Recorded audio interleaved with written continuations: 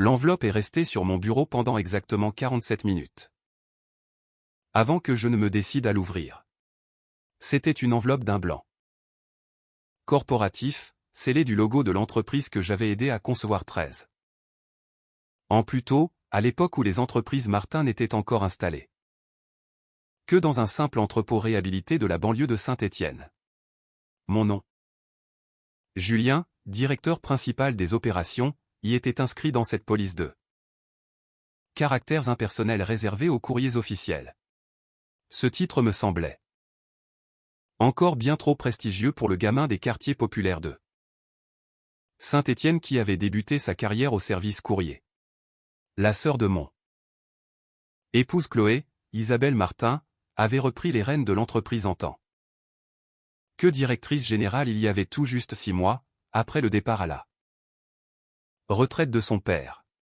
Le vieux Robert Martin avait bâti cette entreprise à partir de rien, transformant un modeste atelier de fabrication en une structure de premier plan valorisé à 200 millions d'euros. C'était un homme exigeant mais juste, le genre de patron qui retenait le prénom de vos enfants et qui n'hésitait pas à venir au barbecue d'été de l'entreprise, les manches retroussées, pour s'occuper lui-même des grillades. Isabelle était d'une tout autre trempe. Elle avait passé 10 ans dans des fonds de capital investissement à Paris, où elle avait appris à restructurer des entreprises et à maximiser la valeur pour les actionnaires. Lorsqu'elle entrait dans une pièce, on pouvait presque voir des feuilles de calcul défiler derrière ses yeux, évaluant instantanément quels employés constituaient des actifs et lesquels n'étaient que des passifs. Je me doutais de ce que contenait cette enveloppe avant même de la décacheter. Les signes avant-coureurs s'accumulaient depuis des semaines, des réunions stratégiques auxquelles on ne m'invitait plus, des révisions budgétaires où les dépenses de mon département étaient passées au scalpel tandis que d'autres lignes étaient validées d'un simple hochement de tête, et ce sourire si particulier qu'Isabelle m'adressait dans les couloirs, un sourire froid qui ne parvenait jamais jusqu'à ses yeux. À l'intérieur se trouvait une unique feuille de papier, formelle, glaciale, efficace. Le texte indiquait « Nous avons le regret de vous informer que votre poste est supprimé dans le cadre d'un plan de restructuration de l'entreprise. Toutefois, en reconnaissance de vos années de service, nous vous offrons l'opportunité de présenter votre démission volontaire, plutôt que de faire l'objet d'un licenciement. Cette offre expire sous 48 heures. Les mots se sont brouillés sous mes yeux alors que je relisais la note à 2, puis 3 reprises. 13 années de semaine de 60 heures, de week-ends sacrifiés et de matchs de football de mon fils. Manqués pour finaliser des contrats et concevoir les systèmes logistiques qui faisaient tourner cette entreprise. Tout cela se résumait désormais à un simple morceau de papier m'accordant 2 jours pour choisir entre la démission et le licenciement. Le téléphone de mon bureau a sonné, l'assistante d'Isabelle me demandant de me rendre immédiatement au bureau de la direction. J'ai jeté un dernier regard à l'enveloppe, dont le logo d'entreprise me semblait soudain être le symbole d'une grande ingratitude, et j'ai pris ma décision. Lorsque je suis entré dans le bureau d'Isabelle 10 minutes plus tard, elle n'était pas seule. Le directeur financier de l'entreprise, Michel Dubois, était assis dans l'un des fauteuils en cuir, l'air visiblement mal à l'aise. Isabelle se tenait debout près de la fenêtre, sa silhouette se découpant en contre-jour sous la lumière de l'après-midi. Son attitude transpirait l'assurance de ceux qui n'ont jamais été confrontés à des difficultés de ce genre dans leur vie. Julien, dit-elle sans se retourner. Je suppose que tu as pris connaissance du courrier. C'est le cas, répondis-je. Elle s'est alors tournée vers moi. Quelle est ta décision? J'ai regardé Michel, qui fixait ses mains comme s'il y cherchait les secrets de l'univers. Il travaillait avec moi depuis 8 ans. Il connaissait chacun des Outils que j'avais mis en place, chaque crise que j'avais surmontée. Nous avions partagé d'innombrables nuits blanches à restructurer la chaîne logistique, à déployer de nouveaux logiciels et à former les équipes. Pourtant, à cet instant, il était incapable de me regarder en face. Je vais démissionner, ai-je dit calmement. Le visage d'Isabelle est resté impassible, mais j'ai cru déceler une lueur furtive dans son regard, peut-être du soulagement ou un sentiment de triomphe. C'est une décision sage. Michel va s'occuper des formalités administratives. Nous aurons besoin de ta lettre de démission pour demain matin. Vous l'aurez sur votre bureau avant la fin de la journée, répliquai-je. Cela sembla la désarçonner un instant. Déjà? Il ne sert à rien de faire traîner les choses, dis-je. Quand c'est fini, c'est fini. Je suis sorti du bureau pour retourner dans le mien, croisant des collègues qui travaillaient sous mes ordres depuis des années. Olivia, du service comptabilité, que j'avais promu à l'époque où tout le monde la jugeait trop jeune. Guillaume, de la logistique, que j'avais soutenu face au conseil d'administration qui souhaitait externaliser l'intégralité de son service. Sophie, des ressources humaines, qui s'était effondrée en larmes dans mon bureau. Au décès de sa mère, reconnaissante que je lui ai accordé 3 mois de télétravail pour surmonter son deuil. Aucun d'eux ne savait encore que je partais, ni que le lendemain matin, il découvrirait un email officiel annonçant mon départ et me remerciant pour mes années de service dans le style le plus neutre possible. Mais avant que vous ne découvriez la suite de cette histoire, j'aimerais vous demander un petit service. Si vous appréciez ce récit et souhaitez en connaître le dénouement, prenez un instant pour vous abonner dès maintenant. N'hésitez pas à laisser un commentaire pour me dire si vous avez déjà été confronté à des tensions familiales dans le cadre professionnel, et cliquez sur le bouton d'appréciation, car la situation est sur le point de prendre une tournure particulièrement intéressante. Croyez-moi, vous ne voulez pas manquer la suite. J'ai passé le reste de l'après-midi à faire ce que j'aurais dû faire depuis des années, j'ai tout documenté. Chaque système que j'avais conçu, chaque processus interne que j'avais développé, chaque relation avec les fournisseurs et les clients importants qui passaient par mon intermédiaire plutôt que par les canaux formels de la société. Voyez-vous, lorsque vous travaillez dans la même entreprise pendant 13 ans, en ayant gravi tous les échelons, vous ne vous contentez pas d'apprendre les règles officielles. Vous apprenez comment les choses fonctionnent réellement sur le terrain, en particulier lorsque les processus théoriques échouent. Je savais quel fournisseur accepterait d'accorder des délais de paiement en cas de tension sur la trésorerie, parce que j'avais tissé des liens de confiance avec eux. Je savais quel client nécessitait un accompagnement sur mesure lors des déploiements logistiques. Car j'avais été à leur côté. Je connaissais les solutions de contournement pour les logiciels internes, car c'était moi qui les avais élaborés pour pallier les défaillances des systèmes d'origine. Et je savais autre chose, une découverte faite 6 mois auparavant lors d'un audit de routine qui s'était révélée bien plus complexe que prévu. La lettre de démission que j'ai rédigée tenait en une seule phrase, je sous-signé, Julien, présente par la présente ma démission de mes fonctions de directeur principal des opérations au sein des entreprises Martin, celle-ci prenant effet dès le règlement intégral de l'ensemble des indemnités, avantages et obligations contractuelles en attente, conformément aux termes de mon contrat de travail initial daté du 15 mars 2011. Je l'ai imprimé, signé et remis en main propre à Isabelle dans son bureau à 16h47 précise. Elle l'a lu, puis m'a regardé en plissant les yeux. C'est plutôt succinct. Julien. Tu as demandé une lettre de démission. C'est ce que je te donne. Là. plupart des gens y ajoutent quelques mots de gratitude pour l'opportunité qui leur a été offerte, des souvenirs professionnels, ou des vœux de réussite pour l'avenir. Je ne suis pas comme la plupart des gens, ai-je répondu, et je n'éprouve ni gratitude particulière ni nostalgie en ce moment. La mâchoire d'Isabelle s'est contractée, mais elle a hoché la tête. C'est ton choix. Je transmettrai cela aux ressources humaines demain matin. Je remarque cependant que tu as formulé cette démission d'une manière très procédurière concernant la date de prise d'effet. Je m'assure simplement de la clarté des termes. Répliquai-je. J'ai appris il y a bien longtemps que la précision évite les malentendus.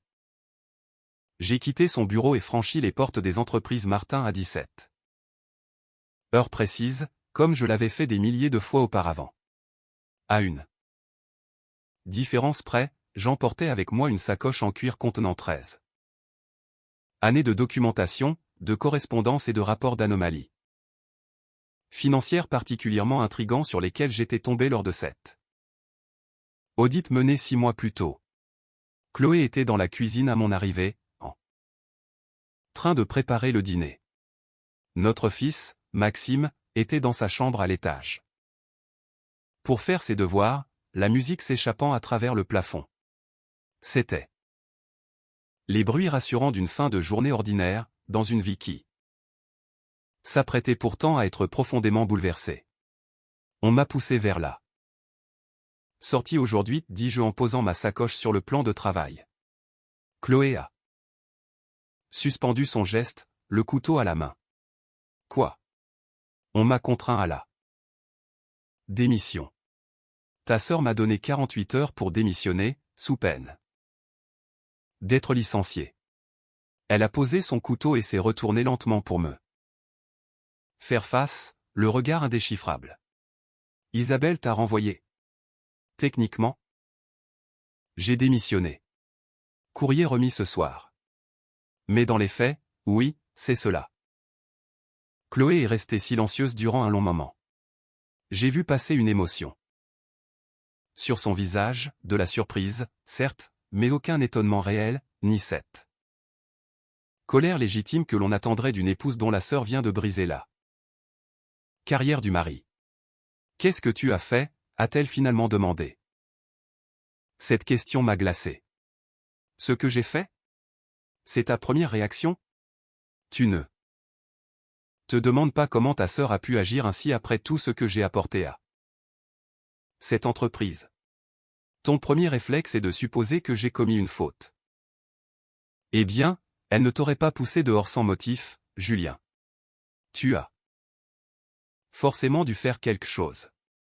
J'ai regardé celle qui partageait ma vie depuis 16 ans, et soudain, de nombreux détails ont pris tout leur sens, ces silences récents, ces appels téléphoniques passés en secret dans d'autres pièces, le temps de plus en plus long qu'elle passait chez sa sœur. J'avais naïvement mis cela sur le compte d'un rapprochement familial depuis la retraite de leur père. Depuis combien de temps es-tu au courant, demandai-je d'une voix sourde. Au courant de quoi? Du fait qu'Isabelle avait l'intention de m'évincer. Le silence de Chloé fut une réponse plus que suffisante. J'ai repris ma sacoche et me suis dirigé vers la porte. Où vas-tu, m'a-t-elle crié. Je vais m'entretenir avec une avocate qui, elle, ne commencera pas par me demander quelle faute j'ai commise. J'ai passé cette nuit-là dans une chambre d'hôtel, entourée de dossiers, travaillant sur mon ordinateur portable pour mesurer l'étendue de la situation. Les anomalies financières que j'avais relevées au cours de cet audit, et sur lesquelles j'enquêtais discrètement depuis des mois, n'étaient pas de simples erreurs de saisie. Il s'agissait d'un système délibéré, structuré et manifestement irrégulier. Isabelle avait détourné d'importantes sommes d'argent de l'entreprise par le biais de sociétés écrans. Rien d'assez massif pour déclencher immédiatement une alerte générale, mais un flux régulier de 50 000 euros. Par-ci, 75 000 € par là, maquillé en honoraires de conseil, règlement 2. Prestataire ou licence de logiciels inexistants. En l'espace de 18 mois. Elle avait ainsi transféré environ 3,2 millions d'euros hors des comptes des entreprises Martin vers des comptes qu'elle contrôlait personnellement. Je possédais la traçabilité de ces mouvements, les relevés de comptes obtenus de manière tout à fait légitime dans le cadre de mes fonctions de contrôle, et surtout, je détenais mon contrat de travail d'origine signé 13 ans plus tôt. Ce contrat était un vestige des débuts de l'entreprise, à l'époque où Robert Martin la gérait encore sur un modèle familial et humain. Il comportait des clauses qui ne figuraient plus dans les accords de travail d'aujourd'hui. Notamment des dispositions de partage des bénéfices, des droits de propriété intellectuelle m'attribuant une part de la propriété des systèmes que j'avais développés, ainsi qu'une formule de calcul des indemnités de départ indexées sur l'ancienneté que le service RH d'Isabelle avait omis de prendre en compte. Le lendemain matin, à 6h30, mon téléphone a sonné. Un numéro inconnu s'affichait. Monsieur Julien, commença une voix féminine. Professionnelle et mesurée. Je suis maître Jessica Claire, du cabinet Claire et Associés. Je représente les entreprises Martin. Je vous contacte au sujet de votre lettre de démission. Bonjour, maître Claire. Je souhaiterais obtenir quelques éclaircissements sur la formulation que vous avez employée, en particulier concernant l'effet de votre démission dès le règlement intégral des indemnités et obligations contractuelles en attente. Cette phrase est à prendre au sens littéral, répondis-je calmement. Ma démission ne sera effective que lorsque les entreprises Martin auront soldé toutes les sommes qui me sont dues en vertu de mon contrat de travail. Un silence s'ensuivit, accompagné d'un bruit de feuilletage. Monsieur, j'ai sous les yeux votre dossier professionnel. Votre contrat prévoit les avantages usuels ainsi qu'une indemnité compensatrice classique. Ce n'est pas le contrat que j'ai signé. En 2011, répliquai-je. Le document auquel vous faites référence a été établi l'année dernière lors de la mise en conformité globale des contrats de l'entreprise. Je ne l'ai jamais signé. Mon contrat d'origine, qui reste juridiquement valable, comporte des clauses bien différentes. Un autre silence, plus long cette fois. Pourriez-vous me faire parvenir une copie de ce contrat d'origine? Je vais le transmettre à mon conseil, qui se chargera de vous le faire parvenir par la voie officielle.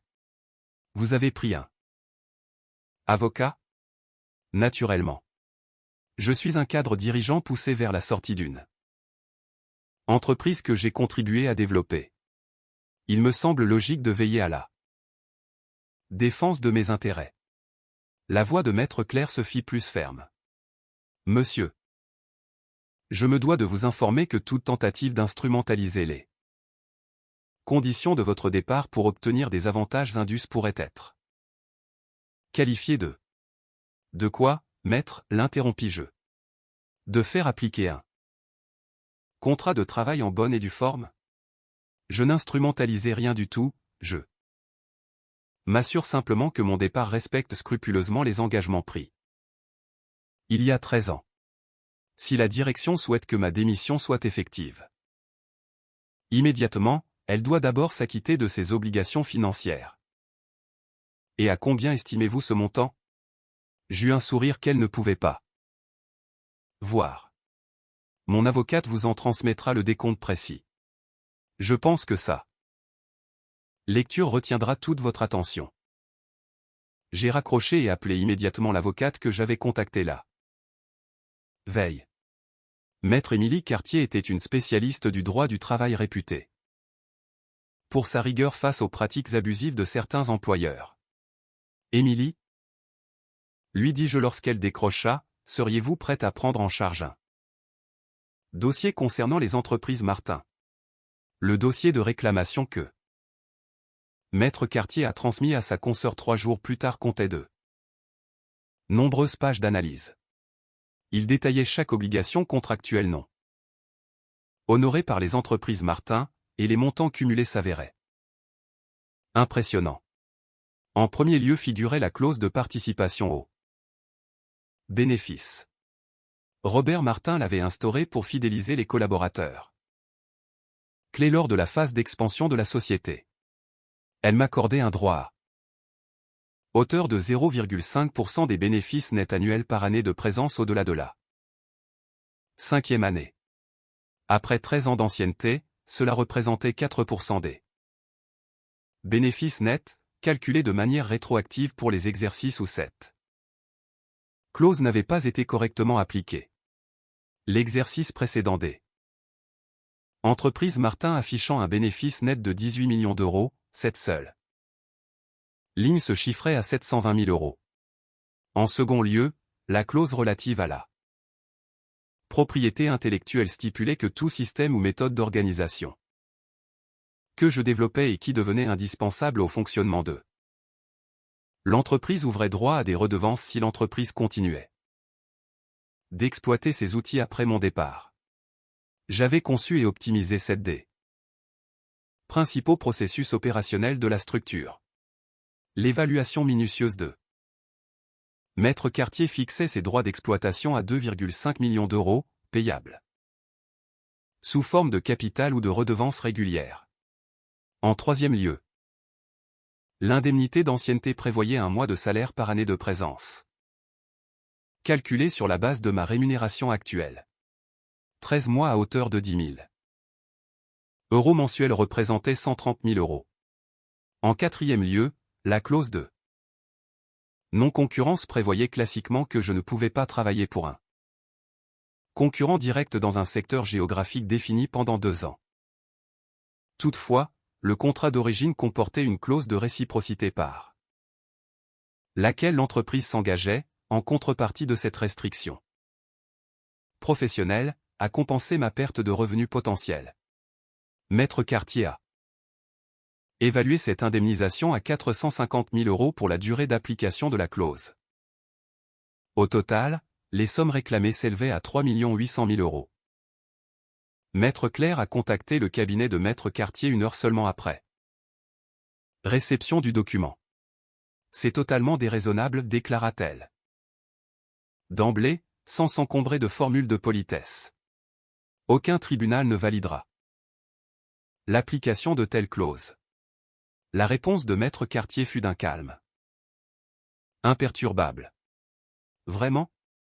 Pourtant, j'ai sous les yeux un contrat de travail signé, paraphé et dûment enregistré, qui stipule de façon claire chacune de ces obligations.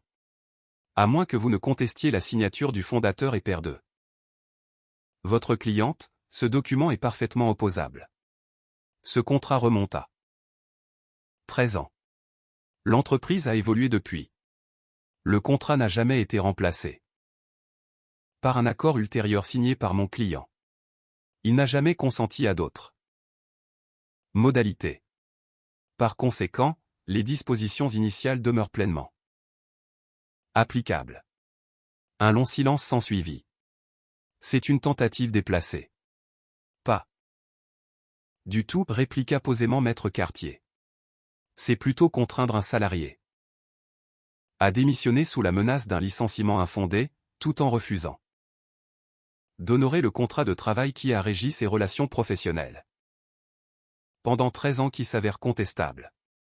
Nous demandons simplement l'exécution des termes contractuels. La nuance est d'importance. Les entreprises Martin ne verseront jamais une telle somme.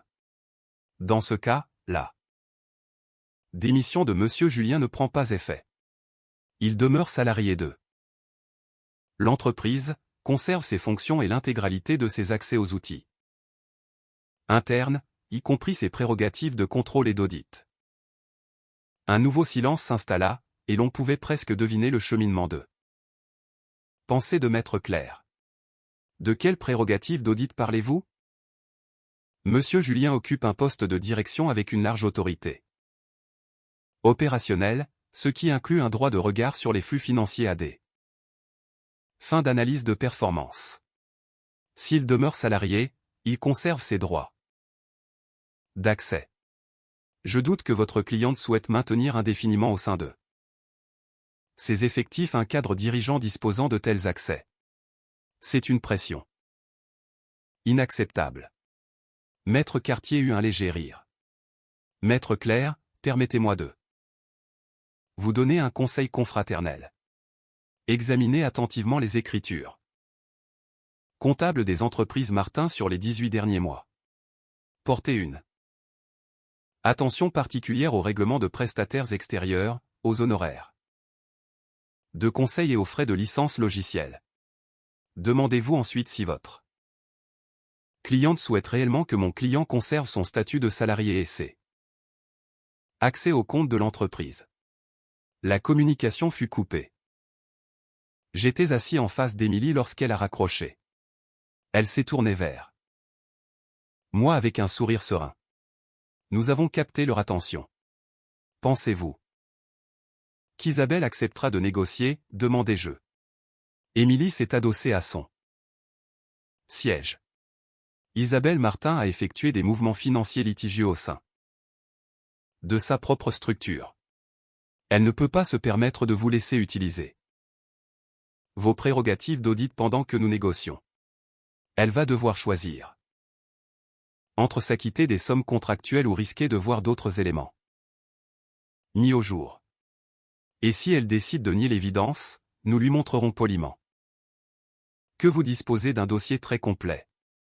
Maître Cartier a alors rédigé un courrier qui s'apparentait à un modèle de diplomatie juridique.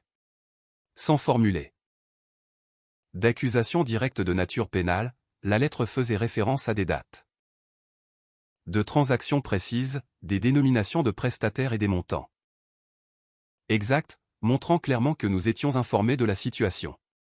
Le courrier se concluait sur une formulation sobre, mon départ à l'amiable et le règlement de mes indemnités permettrait de clore nos relations de façon constructive, évitant ainsi toute nécessité de vérifications ultérieures.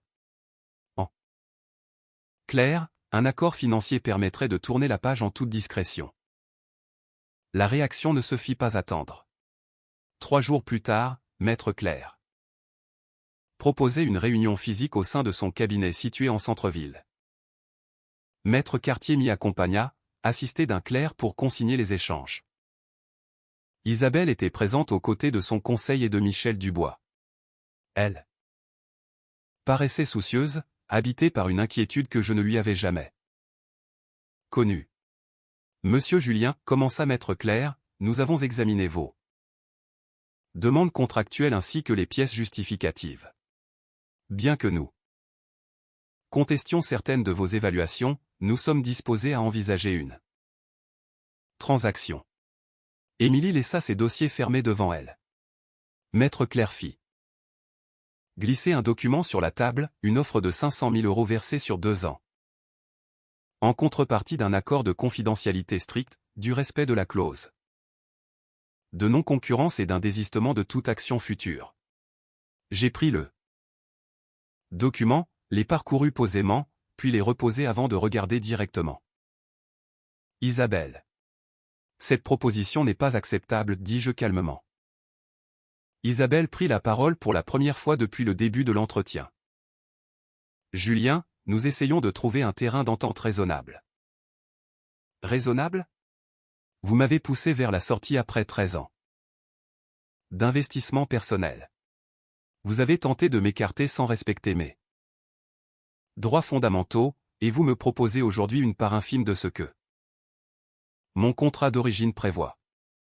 Ce n'est pas raisonnable. Les clauses de ce contrat sont d'une autre époque, intervint Michel Dubois, cherchant à soutenir son camp. Elles ont été rédigées à une époque différente de l'entreprise. Elles ont été rédigées à une époque où la gestion de cette entreprise était transparente, rétorquai-je d'un ton plus ferme.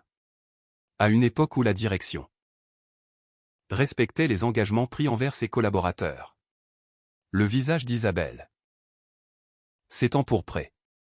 Tu ne connais rien aux contraintes de la gestion d'une telle Structure, Julien. Tu n'as jamais eu à prendre de décisions difficiles. Je sais faire la différence entre une gestion rigoureuse et des anomalies. Comptable, répondis-je doucement. Un silence pesant s'est installé dans la pièce. Maître Clerc intervint pour apaiser l'échange. Monsieur, je vous suggère de mesurer la portée de vos propos. Émilie posa une main rassurante sur mon bras pour reprendre la direction de la discussion. Mon client ne formule aucune accusation. Il souligne simplement qu'il a relevé des irrégularités lors de ses missions de contrôle interne, des éléments qu'il conviendrait de clarifier avant d'envisager la signature de tout protocole d'accord transactionnel comportant une renonciation à d'éventuels signalements. Les mains d'Isabelle se sont mises à trembler légèrement. Tu n'oserais pas. Je me suis avancé vers elle. Isabelle? J'ai passé 13 ans à bâtir les process opérationnels qui ont permis le développement de cette entreprise. J'ai travaillé sans compter mes heures. Sacrifié des moments importants en famille pour m'assurer du bon fonctionnement des services. Et en retour, vous m'avez imposé de partir en tentant d'ignorer mes droits. Alors oui, je veillerai à ce que mes intérêts soient respectés. Michel Dubois se tourna vers Isabelle, visiblement inquiet. Il faut trouver un accord. Maître Clerc s'est isolé avec sa cliente pour un entretien à voix basse qui dura quelques minutes. À leur retour, l'assurance d'Isabelle semblait s'être émoussée. 2,5 millions d'euros, annonça Maître Clerc. Payable sous 30 jours. La clause de non-concurrence est levée. Nous nous engageons à fournir des références professionnelles neutres, mais les clauses de confidentialité et de renonciation à tout recours sont non négociables. Émilie se tourna vers moi. J'ai fait un signe négatif de la tête. Nous demandons le respect de nos prétentions initiales à hauteur de 3,8 millions d'euros, déclara-t-elle, faute de quoi nous mettrons un terme à cette réunion. C'est inenvisageable, trancha Maître Clerc. Dans ce cas, nous réglerons ce différend devant les juridictions compétentes, répondit Émilie en se levant. Et Monsieur Julien conservera son statut de salarié ainsi que ses prérogatives de contrôle jusqu'à l'issue de la procédure. Nous étions déjà près de la porte quand Isabelle intervint. Attendez. Nous nous sommes retournés. 3,5 millions d'euros, dit-elle d'une voix basse. C'est notre dernière proposition. Chacun autour de la table comprenait ce que ce montant impliquait. J'ai pris un moment pour évaluer la proposition. Bien que cela ne corresponde pas tout à fait au décompte initial. Cette somme représentait une indemnisation très significative qui me permettait de tourner la page sereinement. D'accord, dis-je, sous réserve de la rédaction du protocole aujourd'hui même et d'un versement sous 14 jours. Maître Clerc sembla vouloir formuler une objection, mas Isabelle acquiesça d'un simple hochement de tête. C'est d'accord. La mise en forme des documents prit près de 6 heures. À minuit, le protocole transactionnel était signé par l'ensemble des parties, prévoyant le versement de 3,5 millions d'euros en échange de ma démission effective, du respect de la confidentialité sur les opérations internes et de la renonciation à toute action judiciaire liée à l'exécution de mon contrat. 2 semaines plus tard, les fonds ont été crédités sur mon compte. Déduction faite des honoraires de maître Cartier, je disposais d'un capital de 2,45 millions d'euros, une somme qui dépassait de loin tout ce que j'avais pu imaginer posséder un jour. Mais les événements ne se sont pas arrêtés là. 3 mois après mon départ des entreprises Martin, la société a fait l'objet d'une enquête approfondie des autorités compétentes pour des anomalies financières majeures. Il s'est avéré qu'un signalement anonyme et détaillé avait été adressé au service de contrôle, documentant précisément les flux financiers vers les sociétés écrans.